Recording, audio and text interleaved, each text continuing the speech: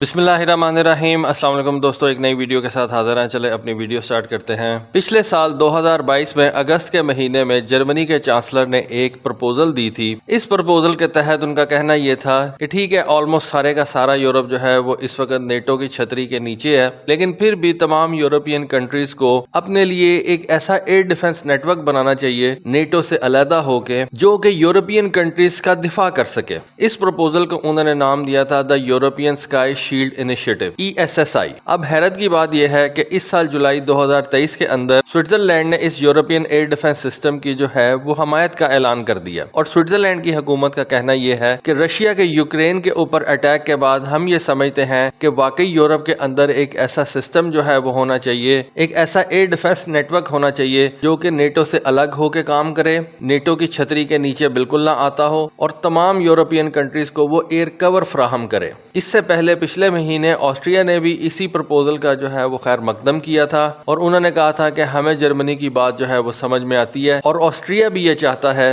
کہ European countries اکٹھے ہو کے اپنا ایک الگ سے ایئر ڈیفنس نیٹ ورک جو ہے اس کو ترتیب دیں، اس کو ڈیزائن کریں، اور اس کے اندر اپنے میزائلز جو ہیں وہ شامل کریں۔ دیکھیں، میں آپ کو کئی ویڈیوز کے اندر بتاتا چلا آیا ہوں کہ ٹھیک ہے، اس وقت یوکرین کی جنگ کا سب سے زیادہ فائدہ امریکہ کی ڈیفنس انڈسٹری کو ہو رہا ہے۔ جس طرح یوکرین کی جنگ آگے بڑھ رہی ہے، تمام یورپین کنٹریز جو ہے وہ امریکہ سے اسلحہ پرچیز کر رہی ہیں، جن میں سر فہرست جو ہے وہ پولینڈ ہے، جرمنی ہے، اور بہت سی کنٹریز ہیں جنہوں نے یوکرین کی انویژن کے بعد اپنی ڈیفنس بجٹس کے اندر جو ہے وہ بے پناہ اضافہ کر دیا ہے۔ لیکن پورے یورپ کے اندر ایک بات جو ہے وہ سمجھی جاتی ہے، اور اس کو بیک آف دا مائنڈ وہ اس کو ایکسپٹ بھی کرتے ہیں کہ ہمیں کسی نہ کسی طریقے سے امریکہ سے جان چھڑانی پڑے گی۔ مطلب یورپین کنٹریز جو ہیں وہ یہ چاہتی ہیں، وہ امریکہ کے اوپر سے اپنی ڈیپینڈنسی جو ہے وہ ختم کرنا چاہتی ہیں کہ یورپ کو اپنے دفاع کے لیے امریکن اسلحے کی ضرورت نہ رہے۔ یورپین کنٹریز یہ سمجھتی ہیں کہ ان کو دفاع کے اوپر پیسے خرچ کرنا ضروری ہے، لیکن ان کا بہت زیادہ پیسہ جو وہ یورپ کے اندر رہ کے کماتی ہیں، ان کو یہ پیسہ امریکہ سے اسلحہ پرچیز کرتے وقت امریکہ کو دے دینا پڑتا،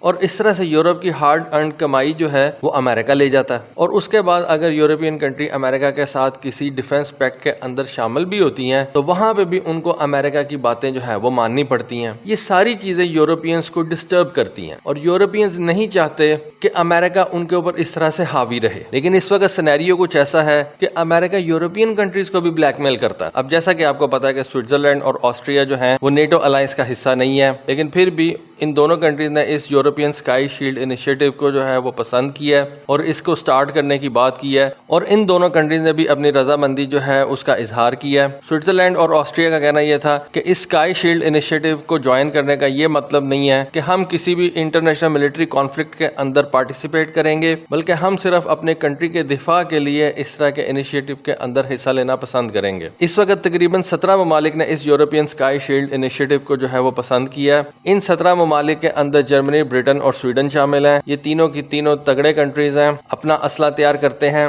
فرانس نے صرف اس انیشیٹو کو جو ہے وہ کرٹیسائز کیا ہے۔ فرانس کا کہنا یہ ہے کہ انیشیٹو ٹھیک ہے، لیکن اس انیشیٹو کے اندر اگر آپ نے اسرائیل کا ایرو 3 سسٹم شامل کرنا ہے یا امریکہ کا پیٹریوٹ سسٹم شامل کرنا ہے تو پھر ہمیں اس سے معافی دے دیں، کیونکہ یہ دونوں سسٹم جو ہیں یہ یورپ کے باہر تیار کیے گئے ہیں۔ اور اس طرح کے اسکائی شیلڈ انیشیٹو کو شروع کرنے کا جو بیسک مقصد تھا وہ یہی تھا کہ یورپ کے باہر کی کنٹریز کے اسلحے کو ہم استعمال نہیں کریں گے، بلکہ ایسا اسلحہ یوز کریں گے جو کہ ہم یورپ کے اندر ہی تیار کرتے ہیں۔ تو اگر آپ نے اس یورپین اسکائی شیلڈ انیشیٹو کے اندر اسرائیل کا بنا ہوا ایرو 3 میزائل استعمال کرنا ہے یا امریکہ کا بنا ہوا پیٹریوٹ میزائل استعمال کرنا ہے تو پھر اس طرح کے انیشیٹو کا کوئی فائدہ نہیں ہے۔ تو یہاں پہ فرانس کی بات جو ہے وہ بالکل ٹھیک ہے کہ آپ ایک ایسی آرگنائزیشن تیار کرنا چاہتے ہیں، ایک ایسا اتحاد بنانا چاہتے ہیں جو کہ صرف اور صرف یورپین کنٹریز کے مابین ہو، اس کے اندر کوئی امریکہ نہ ہو، کوئی کینیڈا نہ ہو، لیکن پھر بھی اس کے اندر جو آپ اسلحہ استعمال کرنا چاہتے ہیں وہ آپ باہر کی کنٹری سے پرچیز کریں گے، تو اس کا فائدہ بھی یورپین کنٹریز کو تو نہیں ہوگا اس طرح سے۔ لیکن یہاں پہ آپ کو فرانس کا اپنا فائدہ بھی نظر آتا ہے۔ فرانس جو کہ ڈیفنس انڈسٹری کے اندر کافی زیادہ ایڈوانس ہے ایز کمپیئر ٹو جرمنی۔ ٹھیک ہے، جرمنی بھی بہت زبردست قسم کا اسلحہ تیار کرتا ہے، لیکن فرانس کی ڈیفنس انڈسٹری ڈیفینیٹلی جرمنی سے بہتر ہے۔ اٹلی کے پاس بڑی زبردست ڈیفنس انڈسٹری ہے، یونائٹڈ کنگڈم کے پاس بڑی زبردست ڈیفنس انڈسٹری ہے،